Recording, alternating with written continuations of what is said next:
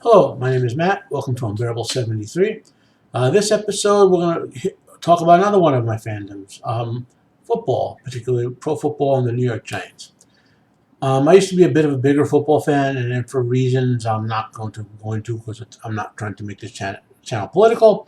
Yeah, I watch a lot less football than I used to. But I do still watch my Giants. I'm a third-generation Giants fan. And this isn't going to become a pure sports channel.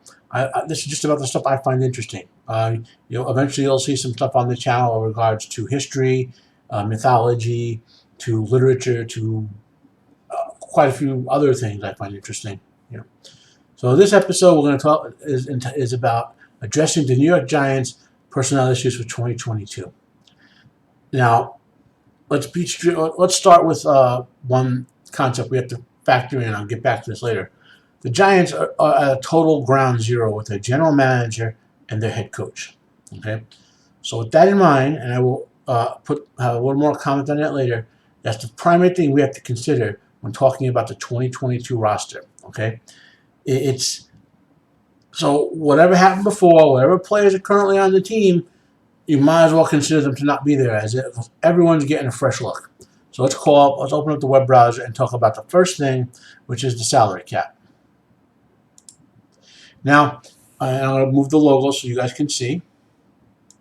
So, what is our situation with the salary cap? Well, going into this, we have to understand one fundamental thing, okay? I want everyone who's out there to repeat this to themselves. This is not our money. So if we're paying Leonard Williams $19 million, or we're paying Andrew Thomas $900,000, or we're paying anyone else on any amount of money, the amount of money we're paying them is completely irrelevant to what we should be considering when talking about the salary cap, because the salary cap is a pool, and the NFL team must spend, if I remember the rule correctly, in any given 4-year period, you have to spend 90% of the money.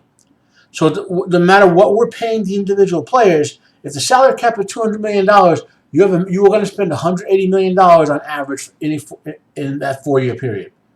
Even if all your players suck, if they're all 7th-round draft picks who are completely horrible, you're giving them $180 million. That needs to be borne in mind. Okay, so the goal of the salary of the cap is to manage it such that you can, in terms of financial reasons, very efficiently put a team on the field that can win potentially the Super Bowl. If not winning the Super Bowl, because as Bill Parcells says, the only reason you're in it is to win the Super Bowl. Not to come in second in the Super Bowl, not to win the championship game, not to have a good season, not to have a productive season. You should go into the season with the goal of winning the Super Bowl.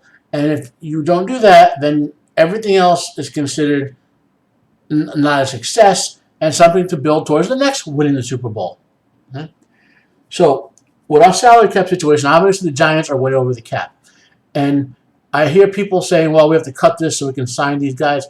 The New York Giants should be signing no one other than roster spot holders, like backup offensive linemen and whatnot, because they're at ground zero. They have to rebuild a lot of things. So any player, the odds are by the time the Giants win the Super Bowl again, any player over the age of 30 will not be on this team. That's just the way the NFL works. As you approach 30 as an NFL player, unless you're a Hall of Fame player or very close to it, your career's over by the time you're 30. Right? So bear that in mind. That means while I wish the Giants could win the Super Bowl next year or the year after, most likely the first real chance at a Super Bowl they're going to have is in 3 years.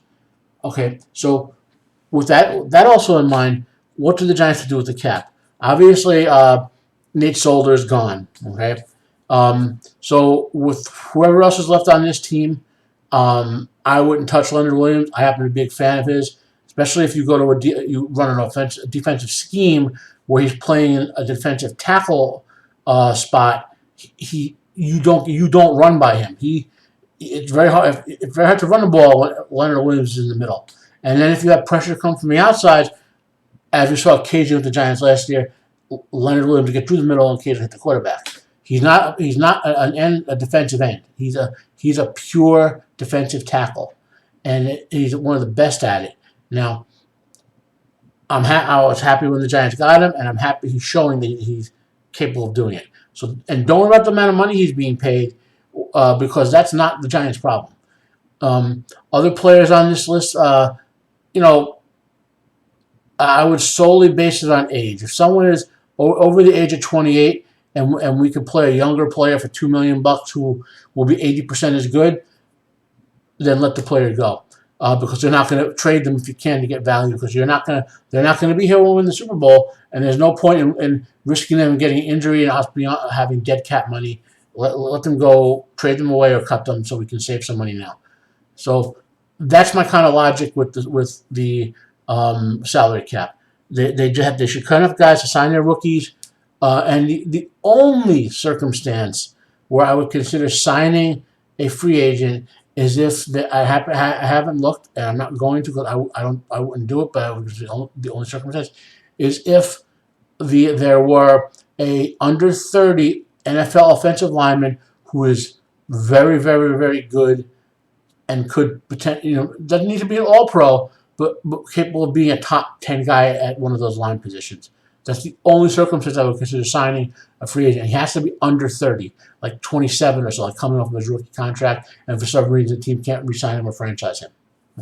So moving on from the salary cap, I've already started to discuss the offensive line. And let's call up an article here by Daniel Jeremiah from the New York Giants News, or from Sporting News, or whatever the website is.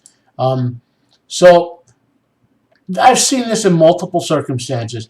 A couple of different mock draft people picking defensive ends and wide receivers and quarterbacks and whatnot with these two picks the Giants have at 5 and 7.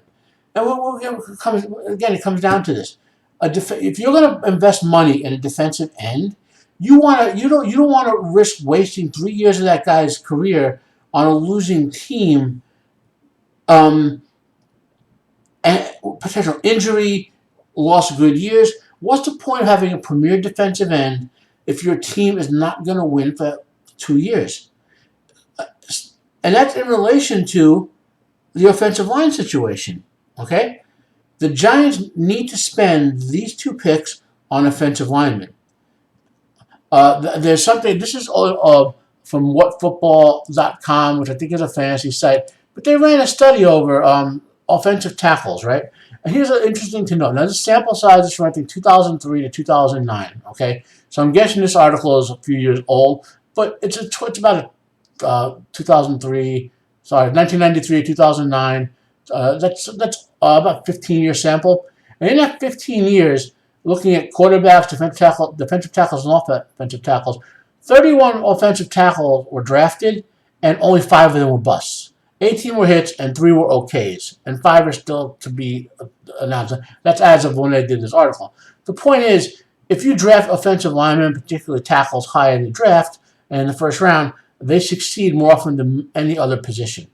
Which meaning, and that makes sense, because they're offensive linemen are in some sense least likely to get injured, because they have a very static position. They tend to be very physically robust players.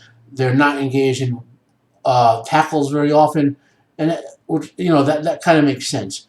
There are a couple of offensive linemen coming out. I would definitely take whoever the best offensive guard is with that number 5. They have a guy whose name I can't pronounce. I will look it up here because I don't want to mess it up. 2022 NFL Draft Offensive Lineman. And supposedly this draft is littered, I guess you would say, with offensive lineman prospects. This is CBS's site. I'm going to filter it by position. Can you? Oh, here we go. O-line. And does it up there by itself? Man, these people make these websites and they're useless. Let's go back. Pro Football Focus. This is stupid.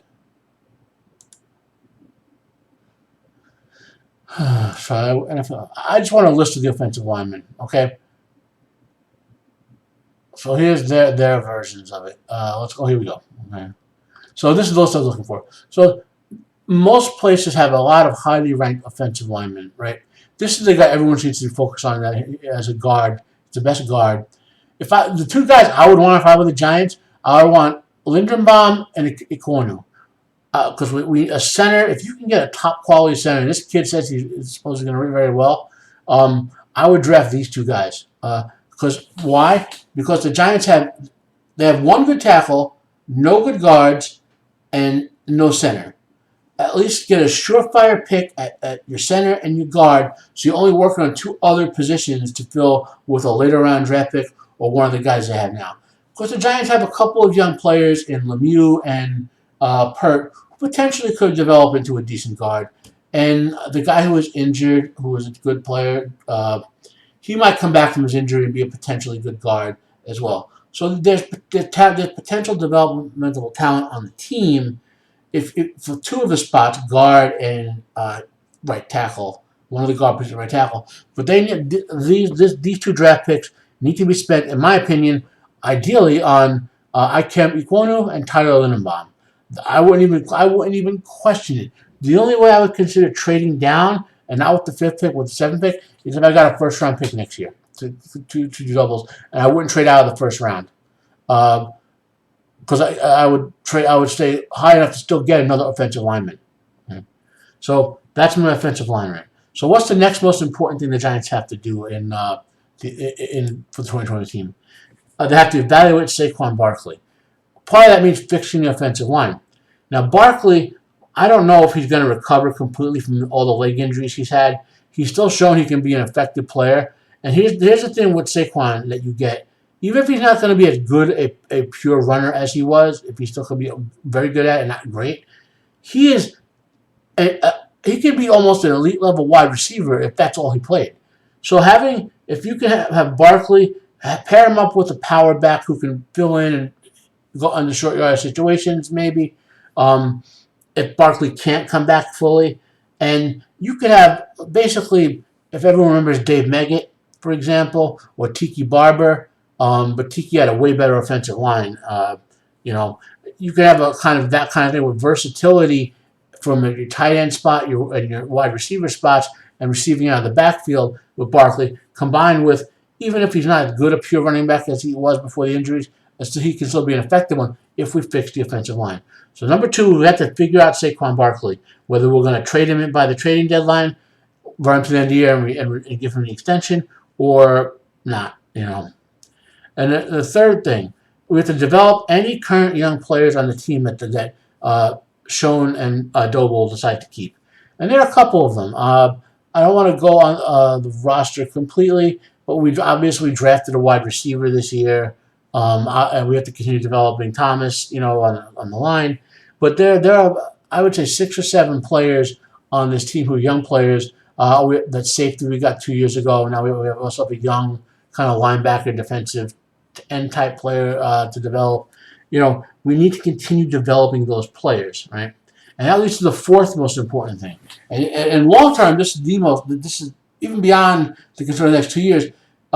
Joe Shane and Brian Doble, they're implementing systems, and we need to make sure that their systems get implemented effectively, so that as we continue to put it together, we don't have 3 or 4 good years and have a shot at Super Bowl, then the team collapses and we're back to where we stand. The Giants have to put it together with these two outside guys, a system that will be here hopefully after I die. And I don't want to die anytime soon, but 15, 20 years from now, odds are I'm not going to be here. And statistically speaking, and I want the Giants to have to put a consistent system in place for the rest of my life and for the generation of fans to come that erases some of the nonsense of the past 30 years, basically. And the last thing to talk about is the QB situation.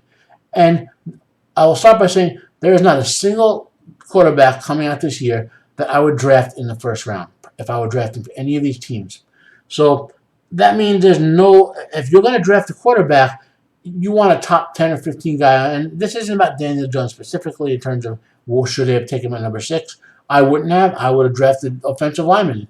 I would have gone defensive with that pick. I would have picked the best offensive lineman available, because the Giants' offensive line has been horrible for about since basically since Jerry Reese became the general manager. So on the QB situation, the other circumstance people talk about is getting someone like Russell Williams via trade, or you know, no, just no. That you'd have to give up too much to. You couldn't even make the team capable of competing with Russell Wilson if you had with the amount of picks you have to give up to get him. You know, and then they mentioned his name is escaping him, the quarterback from the Texans, Deshaun Watson, right? Well, you're not going to hear this, Deshaun Watson, but if you do, and I'm going to say you're completely innocent of what you've been accused of. Okay, don't come to New York.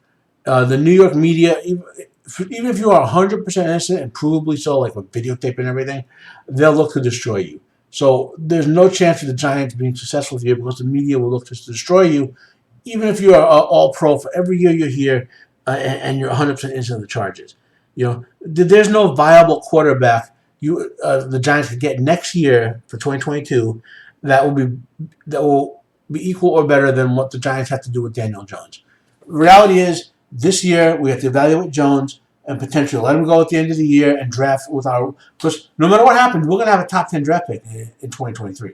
It's almost guaranteed, and I don't think we'll quite have as high as 5 and 7. We might wind up with number 8 or 9, but the odds of us winning more than 6 or 7 games next year is very slim to none. Now, I'm not saying I hope we win 10 or 12 games and compete for the playoffs. Every fan wants that. You know, as I said earlier, it's about winning the Super Bowl. But realistically, there's no circumstance where we can do better than Daniel Jones for this year coming up for multiple reasons. One, I don't want an older veteran quarterback that we would sign just for pure money, because any guy you can sign with pure money like that, as a pure free agent, is not going to be better than Jones. Two, I don't want a young quarterback coming in who fans and media will be clamoring, oh, give him a shot. We're stinking. Maybe he can play. Because that means he's just going to get beat up and hurt, and his career will be over too. Even if you can get a decent quarterback. If there were a quarterback to be taken at number 5 who could be QB of the future, I'd be all over it. Okay. There's a guy who I think would have come out this year but came out last year. I don't remember which one it was. He would have been to consider. You know. So that's my position on the Giants and their 2022 roster. The draft is in about 2 months. I've been watching mock drafts and trying to evaluate the college players through some reading online. I don't watch a lot of college football anymore. I used to watch like 1 or 2 games a week just because I like that football, and it always entertained me. But, you know, as I'm getting older, I find on those weekends I want to read more, or, you know, relax and not, because of my medical circumstance, you know, I tend to want to lay down in the afternoons and whatnot. So I'll probably do maybe a weekly kind of, you know, maybe let's say Saturday, maybe on Saturday I'll do a little weekly Giants roundup of what I'm thinking is going on based on what I've seen. So that's my thoughts on the Giants 2022 roster. If you like, give me a like. If you don't, and YouTube turns on dislike, give me a dislike. Next week I'll talk about the players on the current roster who I think they should maybe get rid of and whatnot. I think that's a good target. I'll do a little research for that. And if you want to follow me more with either the New York Giants or some of the other stuff I mentioned on my channel, you might find interesting, give me a subscribe. Thank you. This is Math Unbearable, and I am out of here.